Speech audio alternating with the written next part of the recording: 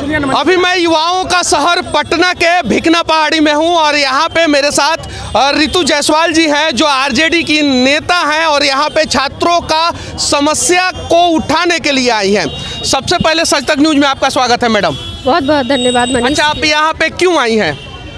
बच्चों का जिस तरीके से कल इनको अपनी ही नौकरी के लिए सरकार के द्वारा धांधली की गई और जब उन्होंने इसकी डिमांड रखी तो उन्होंने जिस तरह से पुलिस ने इन पर डंडे बरसाए हैं, लाठियां बरसाई हैं, पत्थर बरसाए हैं और गाली, अगर आप सुन लेंगे ना तो आप शर्म से आंखें नहीं उठा। मैंने वो गाली सुना है, एक बच्चे को इस प्रकार से मारा जा रहा था और उसकी माँ बहन को गाली दी जा रही थी। समस्या यह है, मैं कह देना चाहता हूँ कि अगर वो बच्चा गलत था, हाथ गोड़ तोड़ के उसको जेल में डाल देना चाहिए। उसकी माँ की क्या गलती थी, उसके पिताजी का क्या गलती था, कि उसकी बहन की क्या गलती थी कि उसको भी गाली दिया गया। इस पे आप क्या कहना चाहती हैं? मैं वही कहना चाहती हूँ, जो पुलिसिया कानून लाया गया था उसका परिणाम अब देखने को मिल रहा है। जिस तरीके जिसका कि बहिष्कार हमारी ये बिहार है, यहाँ पे तो विधायकों को भी कूट दिया जाता है विधानसभा में। यही मैं कह रही हूँ कि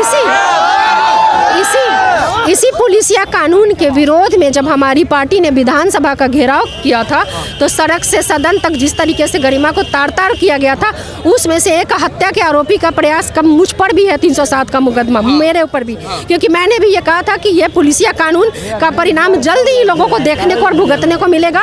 हमारी पार्टी ने इसको प्रमुखता से रखी। यहाँ पे लाठीचार्ज हो जाएगा तो क्या कीजिएगा? वही खाएंगे मार, क्योंकि सब यही कर रखा है इन्होंने। पत्रकारों को भी मारा गया है कल, उस पे क्या कहना चाहती? मारा गया, मुझे मारा गया था विधानसभा में, हम आपने देखा ही होगा। मैंने देखा था, वो पत्थर बरसाए गए थे, ईंटों से मारा गया था। तो ये तो इनका है। यहाँ आने से पहले मुझे पता था कि लाठियाँ चल सकती है, मार खा सकते, पर इसके डर से बैठेंगे तो नहीं।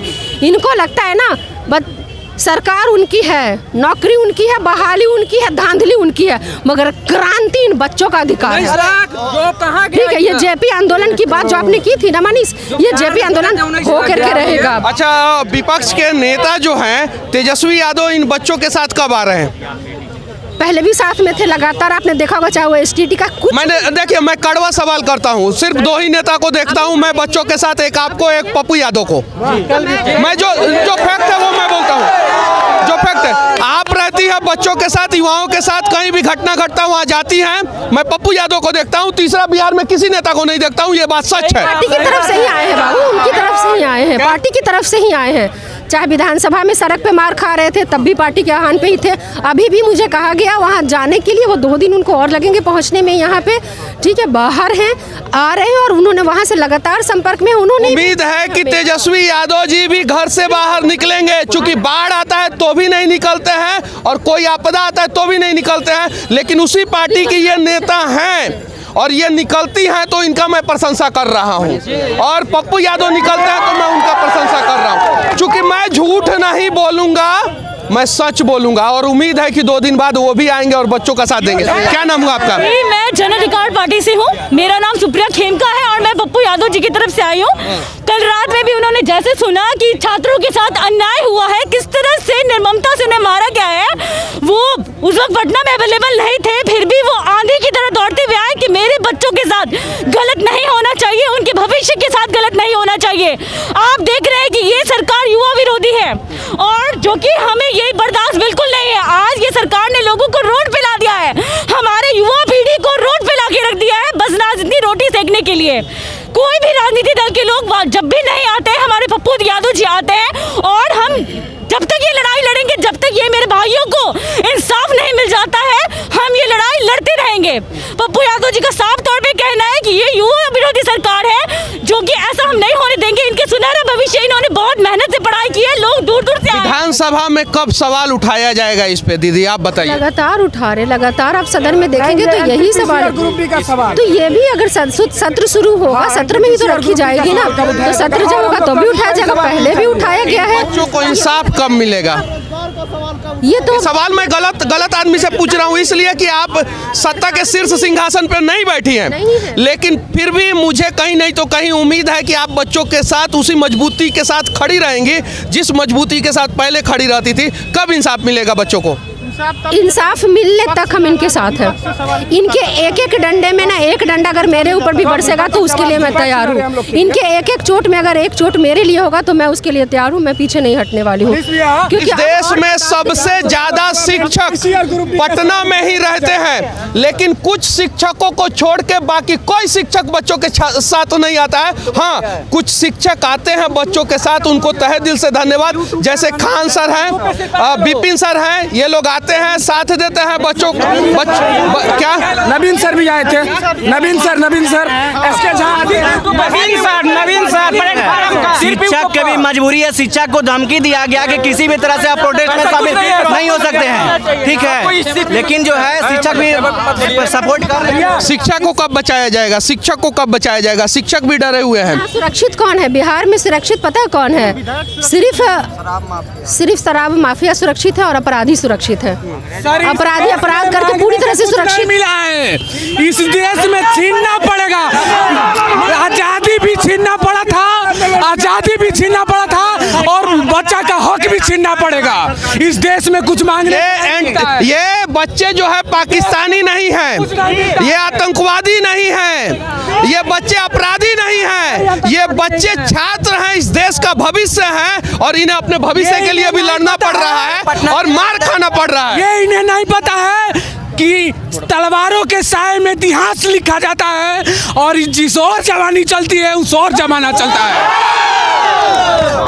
उम्मीद है कि सरकार इन बातों को समझेगी और जिस दिन सरकार इन बातों को समझ जाएगी, शायद बच्चों को सड़कों पे आके इस प्रकार से प्रदर्शन नहीं करना पड़ेगा। और अगर कल बच्चे जो है वो रेलवे स्टेशन पे थे, आंदोलन कर रहे थे, तो कहीं नहीं तो कहीं इसमें सरकार की नाकामी है। नहीं तो NTPC RRB के बच्चे जो है वो सड़कों पे नहीं उतरते, स्टेशन पे नहीं उतरते, अगर इनका हक जो है इन्हें दे दिया जाता। सर कल जो पीटा गया, स्टूडेंट को पीटा गया, जो आंसू के गोले दागे गए, मेरे दोस्त का चप्पल टूट गया यहाँ पे सर। ये मेरे दोस्त का चप्पल टूट गया। हम लोग इतना गरीबी झेल के यहाँ पे पढ़ने के लिए आते हैं। साल का बजट है, बताइए आप 1 महीना पहले ग्रुप डी में लगा देते हैं कि मेंस होगा, तो बताइए ये कैसे स्टूडेंट आत्महत्या नहीं करेगा तो और क्या करेगा? एक मिनट, जिस तरह लोकसभा को आप निर्धारित करते हैं, एक लोकसभा से एक स्टूडेंट, एक सदस्य प्रतिनिधि संसद करने के लिए जाएगा, उसी तरह तो एक कैंडिडेट के लिए एक रिजल्ट जारी होना चाहिए। सरकार से हमारी कोई मांग नहीं। देखिए, नेताजी लोग अपने लिए बहुत आसान नियम कानून बनाते हैं और अपना पेंशन का भी व्यवस्था बहुत अच्छे ढंग से कर लेते हैं,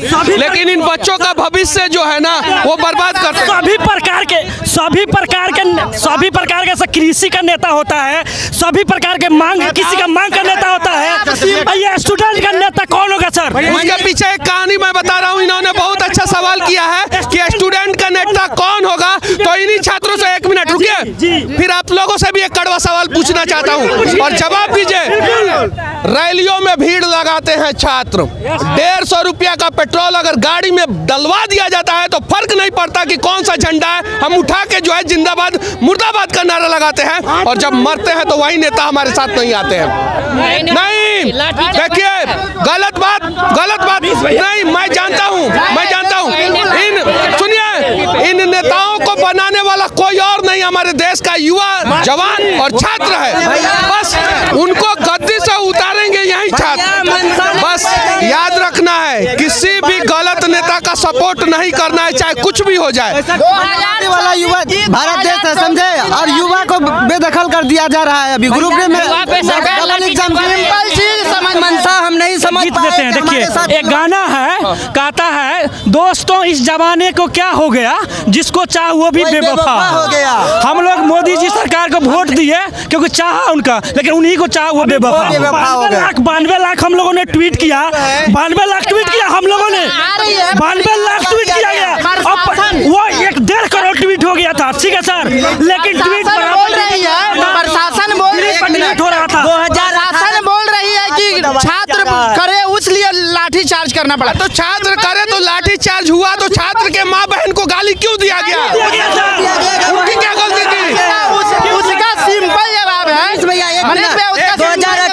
एक मिनट, अगर छात्र को करना पड़ा तो छात्र तो सबसे पहले 90 लाख ट्वीट किए। आप अगर उस पर एक्शन ले लिए रहते तो क्या जरूरी था लड़कों को बहुत बढ़िया। दूसरी बात, देखिए, मैं कल रात में उत्तर प्रदेश में था, वहाँ पे गोरखपुर में एक रेप की घटना हुई है, वहाँ पे मैं था और जब मुझे पता चला इन लोगों के ऊपर लाठीचार्ज हुआ है तो मैं वहाँ से यहाँ पे आया हूँ।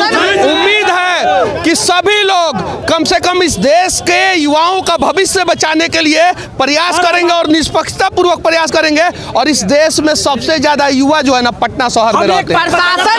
रेलवे ग्रुप डी 2018 में जो वैकेंसी आया था उसमें 1,89,00,000 लड़का फॉर्म फिलअप किया था।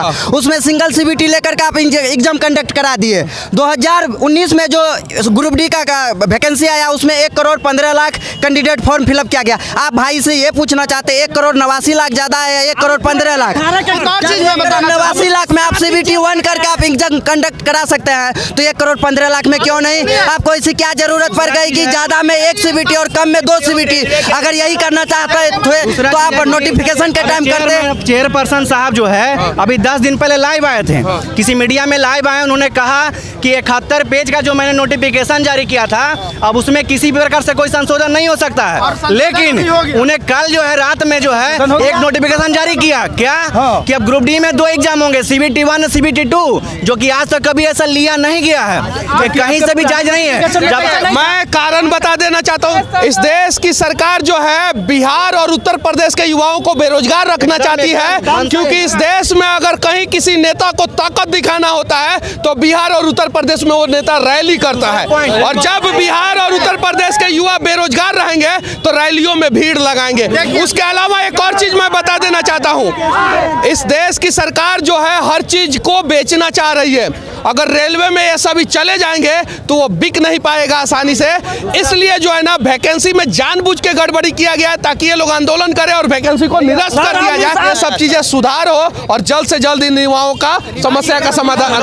हाँ, क्या मांग है? मांग बताइए, सिर्फ मांग। मांग यही है कि इन्होंने कहा कि 3 तारीख को जो हम सेंटर शो कर देंगे, 3 तारीख को आपका कहाँ परीक्षा होने वाला NTPC CBT 2 का, लेकिन हम लोग बोल दिए कि 26 तारीख को गणतंत्र दिवस है, ठीक है, उस दिन से पहले यदि नहीं आपने किया सुधार यानी कल तक, तो फिर अभी जो उग्र आंदोलन जो अभी शुरू नहीं किया, हम लोग शांतिपूर्ण किए हैं, लेकिन उनका मंशा यही है कि करें आंदोलन। कर सकते हैं इससे भी बड़ा, यदि 26 तारीख तक नहीं हुआ तो इससे भी बड़ा। आपको 3 साल पहले पता नहीं था कि कितना स्टूडेंट है, 1 महीना पहले एग्जाम का नोटिस देते हैं कि हम CBT 2 लेंगे। अब ये बताइए कि एक जो 3 साल से आप एक फॉर्म भरवाए हैं तो आपका अंदाजा होगा ना कि ये दलील दे रहे हैं कि जनसंख्या। मैं अभी जहाँ खड़ा हूँ पूरे देश में सबसे ज्यादा शिक्षक और बच्चे इसी जगह पे रहते हैं। यहीं पे जहाँ पे खड़ा हूँ भिकना पहाड़ी बाजार समिति एरिया है ये सब, और यहीं पे सबसे ज्यादा बच्चे रहते हैं। तो उम्मीद है कि इन बच्चों के साथ नाइंसाफी नहीं होगी। आप बोलते हैं देश के पास पैसा नहीं है, 1 मिनट, देश के पास पैसा नहीं है। 13 करोड़ का बाथरूम बनाते हैं मोदी जी स्नान करने के लिए, देश के पास पैसा नहीं है। 20,000 करोड़ का सांसद भवन बनाते हैं, जबकि सांसद भवन इतना अच्छा संसद भवन है। देश के पास पैसा नहीं है, देश के पास सब है। ये साला ये चुतिया नेता लोग सब अपना घर में रखना चाहता है। प्रधानमंत्री का गाड़ी रुक जाता है तो देश में हल्का मर जाता है। साला हम लोग का जवानी 5 साल से बर्बाद हो रहा है, इसका लिए कौन जिम्मेवार होगा? किया जाए। ये लोग जो बार बार नोटिफिकेशन का हवाला दे रहे हैं RRB, हम लोग जबकि डिजिटल प्रोटेस्ट करके इसको मांग किए। अब बताइए कि ये कैसा नोटिफिकेशन दिया गया जिसमें शिक्षक का दूर बड़े बड़े टीचर भी नहीं समझ पा रहे कि कैसा नोटिफिकेशन। और मैं तो विनती है कि 72 पेज का नोटिफिकेशन इस देश के रेलवे मंत्री जो है एक बार प्रेस कॉन्फ्रेंस करे और 72 पेज का नोटिफिकेशन जो है ना एक बार पढ़ के सुना दे।